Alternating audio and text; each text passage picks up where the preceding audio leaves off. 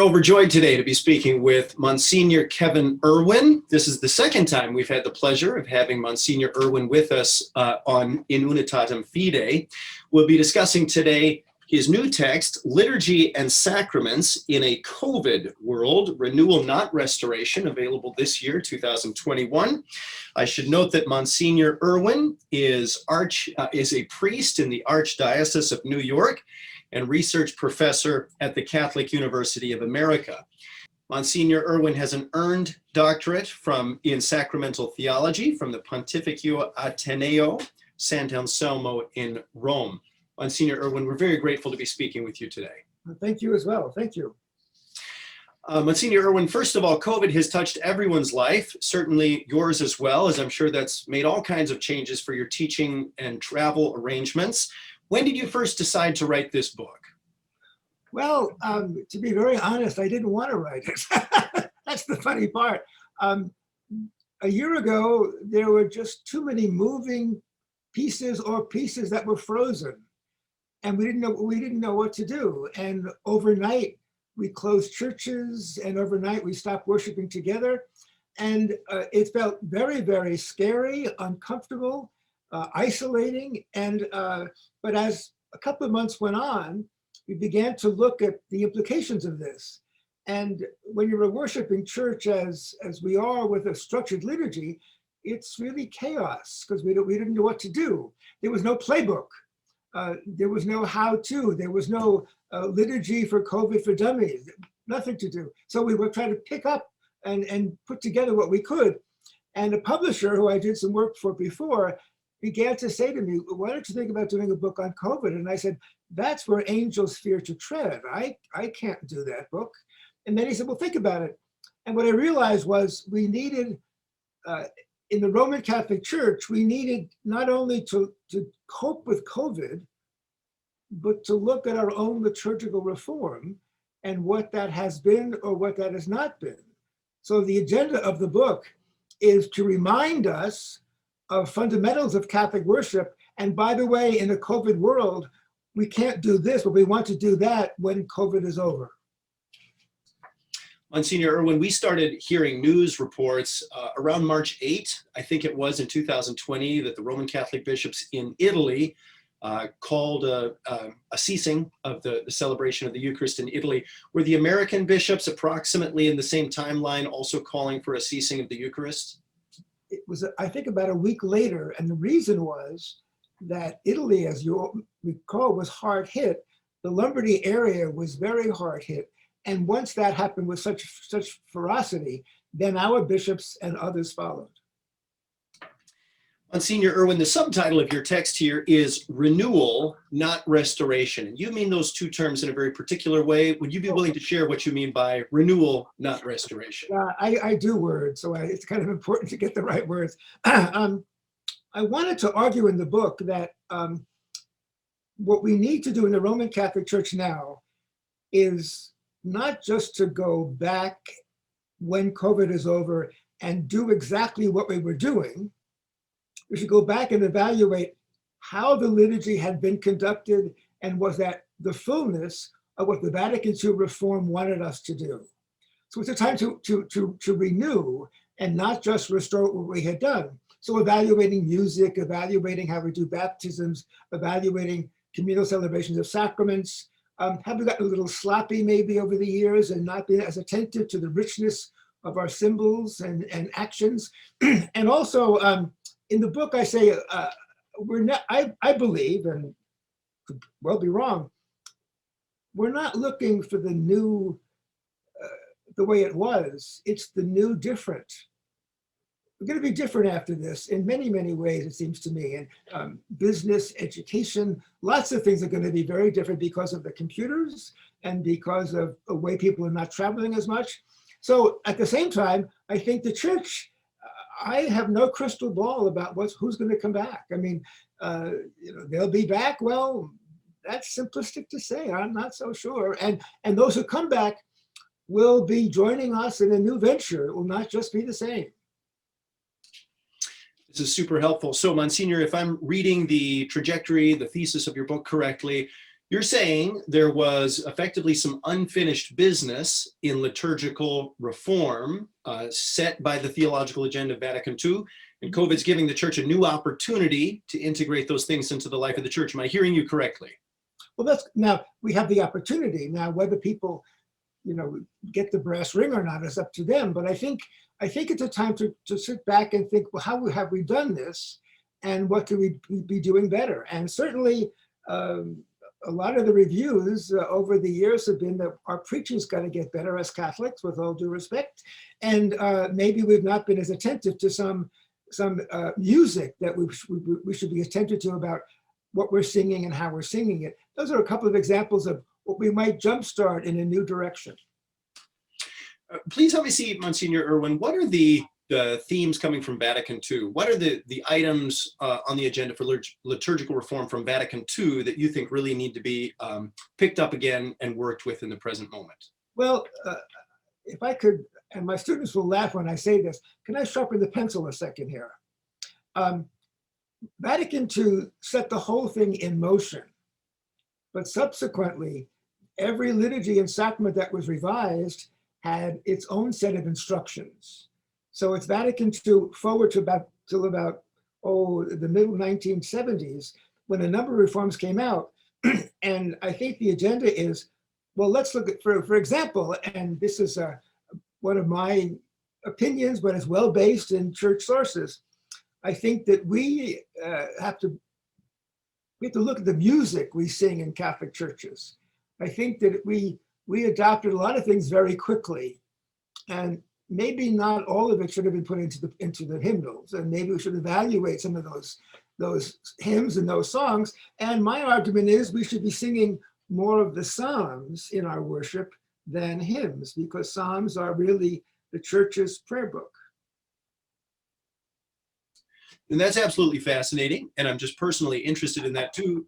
If one wanted to start singing the Psalms, is there a book you'd recommend, or a particular composition? Or company? There are 3 or 4 out there. One is by a former student, Richard Rice, but there are 3 or 4 out there in English that set the Psalms to recognizable music that is not necessarily Gregorian chant, because I think chant suited a certain time and place, but now we can take the same Psalms and set it to different music. And that would be my argument. That would be amazing. And the Psalms as a common heritage for Christians of all traditions, that would be an amazing experience to develop that as congregational singing.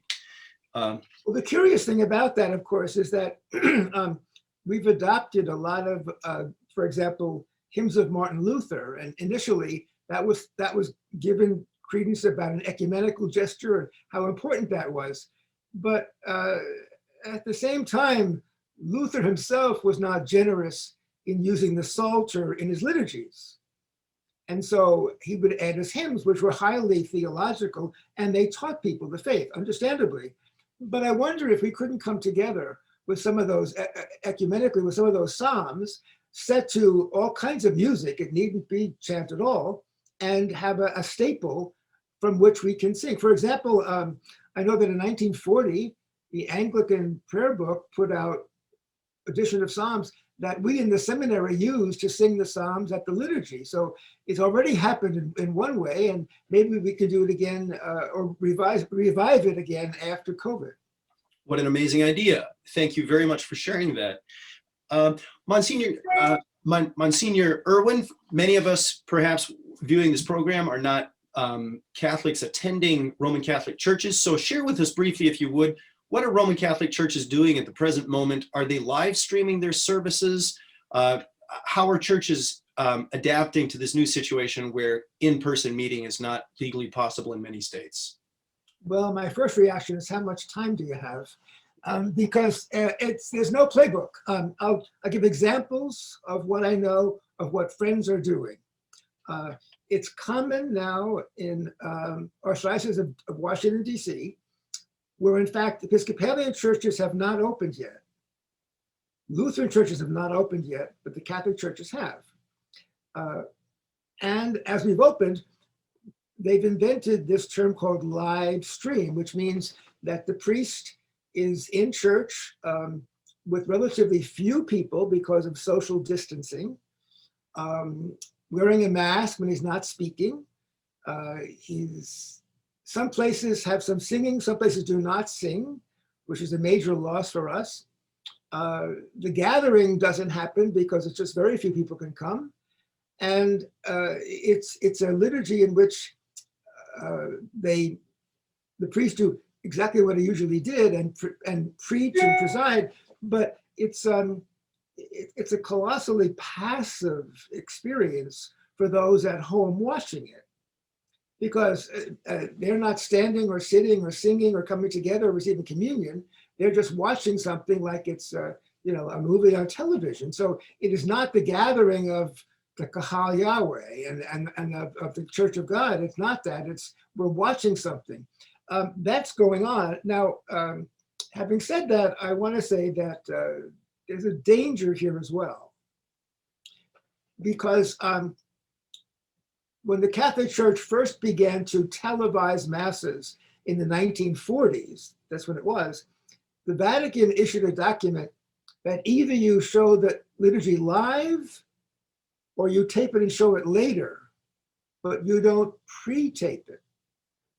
So you don't celebrate on a Tuesday and put it in the can till Sunday. That's not right. You do Sunday as Sunday and play it later on, but you're not supposed to do it ahead of time to just have it in the file. That's not liturgy, that's a movie.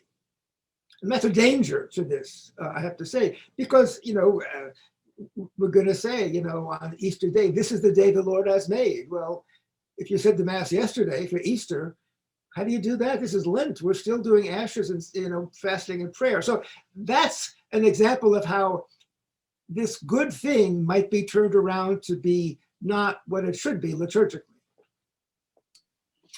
Monsignor Irwin, if I can dive into a whole set of really technical questions, and if you'll be patient with me, I'd like to get into the nitty gritty. Sure. A lot of Protestant and evangelical churches are trying to figure these things out. Of course, many of the questions from Catholic priests asking you these things, I'm sure, have to do with this level of detail too. So if you'll be patient with me, I'll take us into some really technical questions and detailed questions. So first of all, is it permissible for Roman Catholic priests now to celebrate the Eucharist via live stream? And if not, why not? If so, why so? Well, they are able to, and many places do it on Sundays. Some do it on the weekdays as well. But that's, I also want to give a pitch for the priests. They were told overnight, do this. Well, what world do you live in? So we don't all have technical things. So that was a learned skill for them to do. So it's a value, but there are negatives, because at the end of the day, there's no gathering of people. It is not the whole church. Give an example. One of my priest friends was giving a conference to families who have first communicants this spring. So the first communion for the first time. And there were about 20 of them, 20 sets of parents. And he asked them online, well, how many of you have been to church since the pandemic? One hand went up. Been watching online. Well, not many hands went up. So the problem there is you're going to have a first communion for young people who have no recent experience of being in church. So it's going to be a curiosity. Then he said to them, we have minimal participation because of the COVID. You can't have your relatives come because we have to social distance. We can't give the children two species because we did that before. Now it's one species of the bread. And he said, I feel that I've got to say to you, we're going to have to start fresh here because we have to learn a whole new vocabulary, a whole new way of living. So there were negatives to it that there are unintended consequences that can be difficult. So Monsignor Irwin, just for clarity's sake, when you say that some Catholic priests are practicing, they're celebrating the Eucharist via live stream, are people on the other end who are watching that, do they have some mechanism by which to participate in the eating of the bread and the drinking of the wine? No, and sadly, no. That it's at the end of the day, Roman Catholic sacraments are in person. We're live. We don't. So all this taping is brand new to us, but theologically, it's a novelty that has no real theological basis, because you're watching something, you're not being engaged in the actual presence of the memorial happening. And so and the proclamation of the word is you're watching it. You're watching people receiving communion, but you're not receiving communion at home. So it's a very awkward thing. However, another challenge is our culture. It makes it easier, you know. I think about it sometimes like it's Uber Mass. You press the button, and where do I catch a Mass on the machine? Well, that's not what this is about. It's like Augustine says, we come together as the body of Christ to receive the body of Christ. So it's a challenge, and I have no crystal ball about how it's being received by a lot of people. So this is fantastically interesting for me, and I believe for many people right now, as we look at church life online, and the core of that really is sacramental practice, even for those from so-called low church traditions. That's the key question that people are wrestling with. And maybe even more important than the what our church is doing is the why are they doing it. So if you'd give me a pass through that again, explain to me, if you would, why is it that the Roman Catholic Church says in your paraphrase, sacraments are in person only? Well, it goes back to the Jewish synagogue, and they came together on Friday night and Saturday, and they would worship. And when I first came to Washington, I lived in a parish out in Silver Spring, and there were two main synagogues, and every Saturday morning I was so edified to watch the people walk, and the men with their yarmulkes walk to the synagogue to be together. They prayed to God together. I mean, and that was always something that stuck with me as an example of what we do. We come together. So it's the coming together that matters, and it's live, and it's an interpersonal experience of words and gestures and signs and symbols that occur in a moment here. Well, it's just very flat if it's done on live stream, because you're watching something that you should be in the middle of. So now, again, I'm a college professor, so give me, on the other hand, we say in graduate school, on the other hand, in much of our culture, catering to the self is important. So I often say that I had a great insight one time when I was flying back to Washington. I was in a bookstore in an airport, and I said to myself, that says it all. The magazine of the 60s was People. The magazine of the 70s was Us, and now it's Self. When in fact, church is the self belongs to us, belongs to people. It should be the exact opposite. So in a culture that exalts the individual, you're fighting a fight, even about getting together. And our numbers were going down before COVID anyhow. So that's the notion of belonging and committing. It's in an Uber culture, an iPhone culture, that's tough.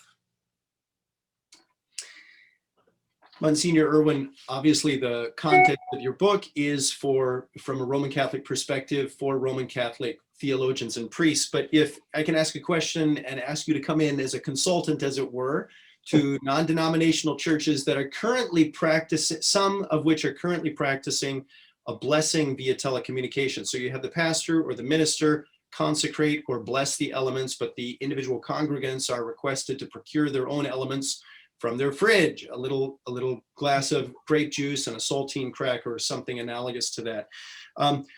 First of all, could some arrangement like that ever work in Roman Catholic churches? Why or why not? Well, you're a very, very astute questioner, because you add the word ever. As of now, we don't do that. Do I say ever? I can't say ever. My suspicion is never, but just because of the actuality of the event, that we are in contact person to person, I can't see that happening. Now, I'll give an example. I'm across the street from the Washington Cathedral, National Cathedral here in Northwest Washington. And on Ash Wednesday, they had a live stream service, and then you could sign up for a virtual confession. Now, confession's a big Catholic thing, but all of a sudden, I learned of this from my Anglican neighbors. And what you can do is you can get a time on Zoom and talk to a priest, pastor, and receive the prayer of the church. Well, Catholics don't do that. I mean, we do this live, but I just want to say that it's out there. That's out there. And then Monsignor Irwin, for those of us who rue the fact that the church has experienced so much division, especially in the post-Reformation era, what would your counsel be to non-Roman Catholic churches? What can we do to ensure that we minimize any future separation by offending people by the way that we're practicing sacraments today? Do you have any recommendations for non-Roman Catholic churches generally? Well, one of my recommendations, frankly, is that in light of COVID, it's obvious to me that there'll be a decrease in finances and income that churches can rely on. And I'm wondering if, as a church, as a Roman Catholic church, if we have 3 churches in one town, or one church in one town that we can't afford, is this the time to share worship spaces and or social spaces and or social ministry with the other Christian churches around? I mean, it may be humbling, but is that not the way to go? And the World Council of Churches said, and John the 23rd said, anything we can do together, we should do together, and we should be duplicating our efforts. And I think that's one of the ways to look at it, frankly. And it may force kinds of agreements that Lutherans now have with Episcopalians for occasional communion, because it's it's not available. I mean, it may be that this forces us to an ecumenical new moment, or we get scared and run away. And I think that it could be a very important ecumenical plus as we come out of COVID. We're calling laity everywhere to pray for that thing, Monsignor Irwin, that we pray that there be a movement to the Spirit where there can be increased interaction with churches and mutual understanding. Monsignor Irwin, in March of 2020, as the COVID crisis is just unfolding, pretty much the whole Christian world was looking to Pope Francis when it told the Roman Catholic Church that it was not possible to celebrate the Eucharist online, to receive the Eucharist online, but he exhorted people to practice spiritual communion. Would you be willing to share with us what is spiritual communion? Well, in the book, I at one point I said, what is a spiritual communion anyway? ? As though communion can't be, it's never not spiritual, okay? But the spiritual communion rose up at a time when there was a great deal of scrupulosity about people being worthy to receive communion. Give an example. My dad was a plumber, and the Roman Catholic Church rules were, during Lent, you could have 1 full meal and 2 meals that didn't add up to the full meal. That was the regulation. So my dad went to confession the week before Lent and asked the priest, can I have an extra sandwich at lunch? Because otherwise I would faint. And the priest said, of course. And then my dad went to communion. But otherwise, if he ate 2 sandwiches, he would feel unworthy of going to communion. Such scrupulosity. So, of course, then I moved to Italy. And what's the Italian diet but 1 full meal and 2 little things, that an omelet and a piece of bread, but you have 1 main meal, and that satisfies you for 2 days, it could be. So my point is, or scrupulosity about any little thing. And I remember that In 1972, when the Catholic Church put out a document on penance, there was a cartoon in the New Yorker, and it was of Lucifer and all kinds of devils around him with pitchforks and fires. And the little devil said to Lucifer, "What do we do to all the ones who ate meat on Friday?" The Friday dispensation went out the window, and we thought it was a mortal sin. So, I mean, you got to realize it. So, but to fill the void, when you couldn't go to communion, you'd read this prayer to yourself and stay in the pew, and that'd be a spiritual meeting. I want to unite myself as fully as I can, but I can't go to communion right now. And that spiritual communion became a substitute. I'd have to say that in the last 100 years, I would say we've never, in the Roman Catholic Church, we have never had the percentage of communions that we have now. It's got skyrocketed. So without receiving communion, the Pope said you can do this, but my reaction is it's not as good as, but here's something we can do. But really, what is it? I mean, it's kind of empty as a sacrament. The reason I'm particularly interested in that, Monsignor Irwin, is because we've spoken with theologians previously on this program about Eucharistic hospitality, and it seems that there's roadblocks where it's not possible today to express Eucharistic hospitality across churches. But I'm wondering if spiritual communion could be something that would be spiritually beneficial for interdenominational groups to practice. What's your view? Well, if that were the case, then I would want to change the usual text that's used. The usual text speaks about, I can't receive you now, and I am unworthy. Well, liturgical pronouns are usually plural. So I would wish that there'd be a new text saying that we acknowledge we can't do this. We acknowledge that we are on the path. Bless us on the journey through Christ our Lord. I mean, that's what I would prefer. And it could be serviceable, especially in those moments when one is at a service where one cannot commune. Monsignor Irwin, many commentators are noticing that technology is indeed a tool, but it's a tool that reshapes us and our perspectives and interactions with our world and who we believe ourselves to be. How is the practice of, quote, attending church online reshaping our vision of who God is and who the church is? Well, church is not meant to be on a computer. I mean, it's a live event, one more time. and how that shapes us, that's a very, very good question. I'm concerned about individualism in our culture that is supported by watching television by myself and watching a live stream mass. I mean, I think that's a difficulty. And if the computer continues to do that, we've got to acknowledge that that's not the way we understand church to be. I mean, virtual church is not meant to be church. And how it shapes us, I have no clue, really. It's an ongoing, I mean, I'll give you an example. One of our church historians said, I'm a better historian than I am a prophet, and I'm better at history than I am about prophecy. But it's going to do that. It's not going to go away, that's for sure.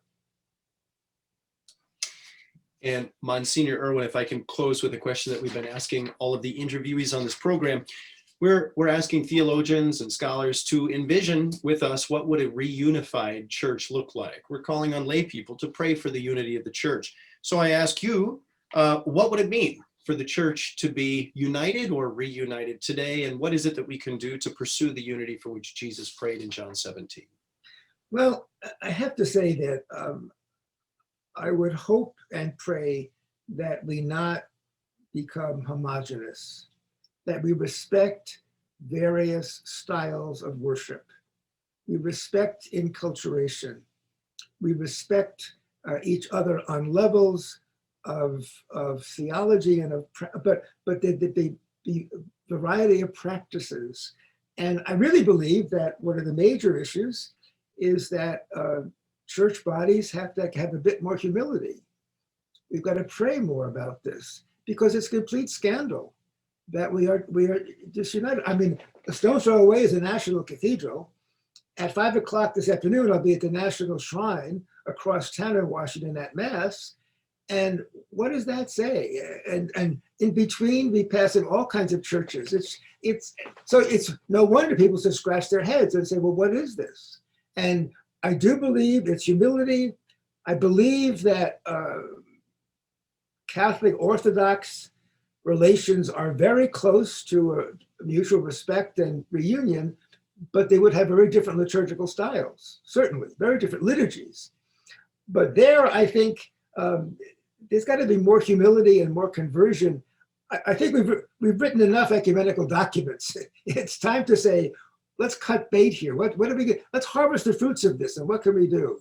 And I think there's a sense of retrenchment that the COVID thing could do to us, rather than opening us up. And I think I think it's a real danger anyhow. That is closing us in on the parish, the structure. And I don't think that's really the best thing in the world. We're delighted today to have been speaking with Monsignor Kevin Irwin, priest of the Archdiocese of New York and research professor at the Catholic University in America, author of the text that we've been discussing today, Liturgy and Sacraments in a COVID World, Renewal Not Restoration, available from 2021. Thank you so much, Monsignor Irwin, for your time today. Very welcome, always a pleasure. Thank you.